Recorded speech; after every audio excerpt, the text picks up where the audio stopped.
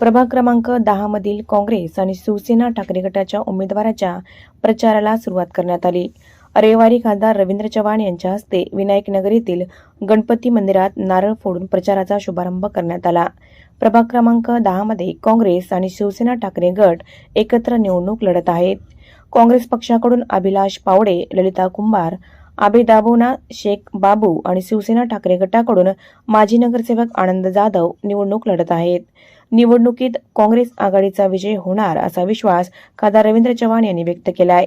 यावेळी यशपाल भिंगे, शिवसेनेचे जिल्हाध्यक्ष बबन बारसे, राजेश पावडे, सुरेंद्र घोडजकर, धनंजय उमरीकर यांच्यासह दोन्ही पक्षातील पदाधिकारी, कार्यकर्ते आणि प्रभागातील नागरिक मोठ्या संख्येने उपस्थित होते।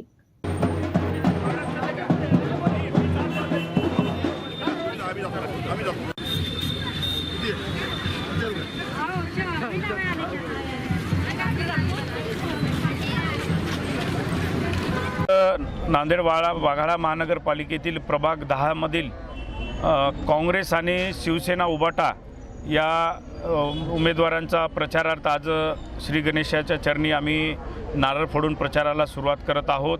आणि निश्चितच मला विश्वास आहे की नांदेडमधील जनता, मी सांगितलं, मागेही सांगितलं होतं आणि आजही सांगतो की नांदेडमधली जनता ही काँग्रेस पक्षाच्या पाठीमागे भक्कमपणे या ठिकाणी उभा टाकलेली आहे।